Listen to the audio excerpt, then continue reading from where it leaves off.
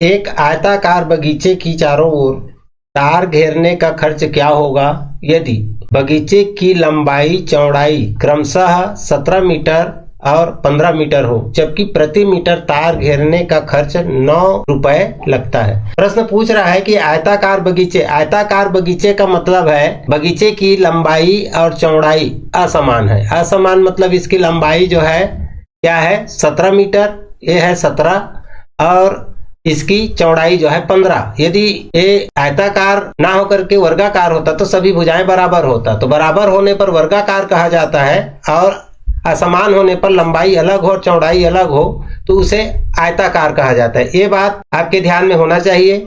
अब आप लोग ये समझ लीजिए कि यदि आयताकार बगीचा है और उसकी चारों तरफ हमें तार घेरना है तो तार घेरने का खर्च हमें क्या लगता है 9 रुपया प्रति मीटर में लगता है। तो इस भुजा के लिए 17 मीटर का खर्चा लगेगा, तो इसके सम्मुख भुजा यानी कि इसके सामने वाली भुजा भी क्या होता है उसके बराबर होता है। आयताकार आकृति में एक भुजा की लंबाई हमें पता हो लंबाई तो उसके दूसरे भुजा की लंबाई भी उतनी ही होती है। चौड़ाई हमें पता हो तो इधर की जितनी चौड़ाई है इधर की चौड़ाई भी उतनी होती है। तो ये भुजा बराबर होंगे और ये भुजा लंबाई वाली दोनों भुजा बराबर होंगे। तो इसकी परिमाप निकालने के लिए हमें क्या करना है 17 और 17 को हम क्या कर देंगे जोड़ देंगे। 17 को 17 से जोड़ देंगे तो दोनों लंबाई वाले भुजा का 34 हो जाएगा और चौड़ाई वाले ये जो दोनों भुजा को जोड़ देंगे तो ये हो जाएगा क्या 30। अब इनकी पूरी परिमाप हमें ज्ञात हो जाएगा जब हम इसे जोड़ देंगे। क्या है दोनों लंबाई का 34 और दोनों चौड़ाई का 30, इसको जोड़ देंगे तो हमारे पास ये 4 और ये 6 यानी इसकी कुल परिमाप हमारे पास निकल के क्या आ गया 64 आ गया। इस 64 मीटर लंबाई पर हमें तार घेरना है और तार घेरने का खर्च 9 रुपया प्रति मीटर। देखिए यहाँ पर लिखा है प्रति मीटर तार का खर्च 9 लगता है, तो 1 मीटर का 9 रुपया, तो 64 मीटर का हम इसे 9 से गुणा कर देंगे तो 9 चौक 36 का 6 हासिल आया 3 और 9 छिक का 54 और 55 56 57 यानी कि 5 7 6 यानी कि 576 रुपये का खर्च आएगा। यह प्रश्न और वीडियो आपको अच्छी लगे तो निश्चित रूप से आप हमारी वीडियो को अधिक से अधिक लाइक करें, लोगों को शेयर करें और चैनल को सब्सक्राइब करें। हम चलते हैं अगले प्रश्न पर।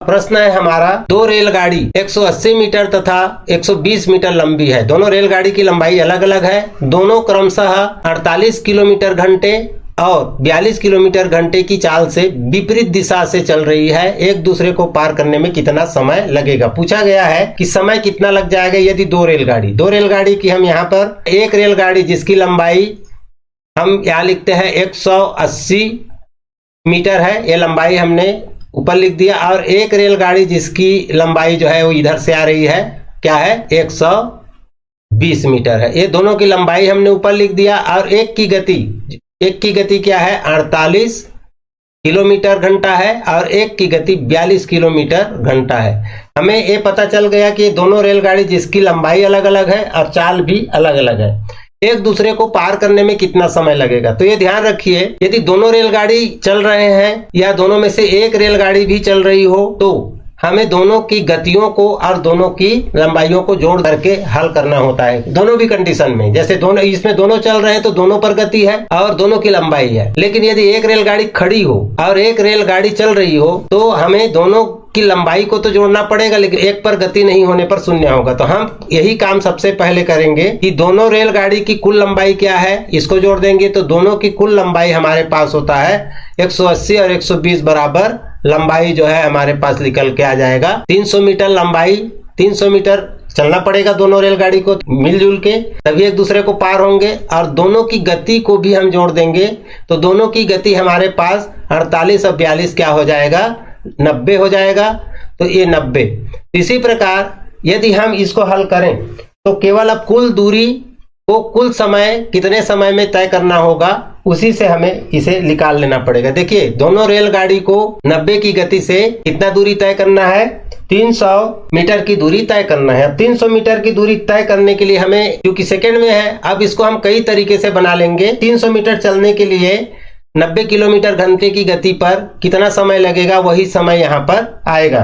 तो हम यहाँ पर देखते हैं कि इनकी गति, दोनों की गति हमारे पास जो निकल के आया है वो गति को हम यदि हम लिख देते हैं तो ये गति है 90,000 मीटर इनको चलना होता है। कितने समय में?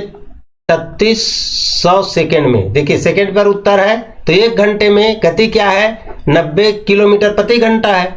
तो हम यदि इसको हल कर देंगे, ध्यान दीजिए ए, अब इसको हम हल करेंगे तो कितना और क्या लिख लेगा इसको भी आप देख सकते हैं। जैसे यहां पर हम इसको हल करेंगे तो 6 छक्का 36 और 6 कम 6 बचा यहाँ पर 3, 6 5 36 और ये बच्चा 0। अब इसको भी हम हल करेंगे तो 6 दूने 12 और 6 5 30 यानी कि 25। क्या आया? 25 हमारे पास जो उत्तर आया है वो क्या आया है इसको आप समझ लीजिए कि 1 सेकेंड में वह जो है 25 मीटर की दूरी क्या करता है?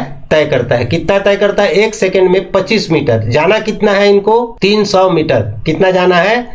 300 मीटर की दूरी तय करना है। दोनों की लंबाई जितनी है उतनी दूरी तय करना है। तो 300 मीटर को हम 25 से क्या कर देंगे? भाग दे देंगे, क्योंकि 1 सेकेंड में, 1 सेकेंड लिख रहा है। देखिए एक गति क्या है? 90 किलोमीटर प्रति घंटा है। उसको हम 90 किलोमीटर को 90,000 मीटर में यहां पर बदल दिया और 3600 कहां से आया? 3600। ये 1 घंटे का चाल है इसलिए 1 घंटे का सेकेंड है ये, तो सेकेंड में यानी कि तो 1 सेकेंड में 25 मीटर की दूरी तय करती है। तो 300 मीटर की दूरी इनको जाने के लिए कितना समय लगेगा? तो इस 25 से हम भाग दे देंगे तो 25 एकम 25। देखिए 25 का पहाड़ा पढ़ेंगे, 25 एकम 25, यहां से बचा 5 और 25 दूने 50 यानी कि कुल कितना सेकेंड का समय लगेगा? 12 सेकेंड का समय लगेगा। तो हमारी वीडियो को आप अधिक से अधिक लाइक करें, चैनल को सब्सक्राइब करें। सरलीकरण के इस प्रश्न को कैसे हल करें इस पर गौर करें। ये प्रश्न में हमको सही सही गुणा भाग करना आना चाहिए। ये आपको हल करने में किसी प्रकार की दिक्कत नहीं होगी। यदि हम सामान्य रूप से इसे हल करें तो सबसे पहले हमें क्या करना होता है? देखिए 9 का घात 2 यानी कि 9 का वर्ग भागित 9 गुणा 9 धन 9। देखिए यहां पर हमें हल करने के बाद क्या प्राप्त होगा? क्वेश्चन मार्क के रूप में दिया गया है। यदि हम इसे हल करें तो सबसे पहले वास्तव में जब घातांक हो तो घात को पहले हल किया जाता है। तो 9 का गुणा 9 के साथ है यहाँ पे, तो 9 9 81 यहाँ पर हो जाएगा। उसके बाद भाग हो जाएगा और यहाँ पर हम 9, अब इसके बाद गुणित 9, फिर धन 9। बोर्डमास नियम के अनुसार सबसे पहले हम भाग करेंगे तो देखिए इतना का मान कुल मिला के आखिरी में 9 निकल के आया। 9 9 81 9, फिर ये गुणा हो जाएगा 9 और फिर धन हो जाएगा 9। हमने इसको भाग किया तो 9 निकला और उसके बाद गुणा का गुणा, ये 9 का 9 और ये धन का धन, 9 का 9। अब क्या करना है? जोड़ना नहीं है, फिर ही गुणा ही करना है। तो अब क्या हो जाएगा? 9 9 81 धन 9, 81 धन 9 को हम क्या करेंगे? फिर अगले लाइन में जोड़ देंगे। अब जोड़ेंगे तो 81 धन 9 बराबर 90। ये उसका क्या हो जाएगा? आंसर आपके सामने निकल जाएगा। तो इस प्रश्न को रखने का उद्देश्य हमारा क्या है कि आप जो है बोर्ड मास के नियमों को आसानी से हल कर सकें और किसी प्रकार की कोई दिक्कत ना हो। अब चलते हैं हम हमारे अगले प्रश्न पर। तब तक आप हमारे वीडियो को अधिक से अधिक लाइक करें, लोगों को शेयर करें और चैनल को सब्सक्राइब करें। पहुंच गए हम हमारे अगले प्रश्न पर। यह है हमारा प्रश्न। इस प्रश्न में कहा गया है कि 6257 में अंक 2 एवं 5 के स्थानीय मान का गुणनफल होगा। मतलब 6257, ये हमारे पास क्या है? एक संख्या है जिसमें अंक 2, देखिए अंक 2 का स्थानीय मान क्या होगा? ये हम सबसे पहले यही काम कर लेते हैं। अंक 2 का स्थानीय मान 200 एवं 5 का स्थानीय मान 50।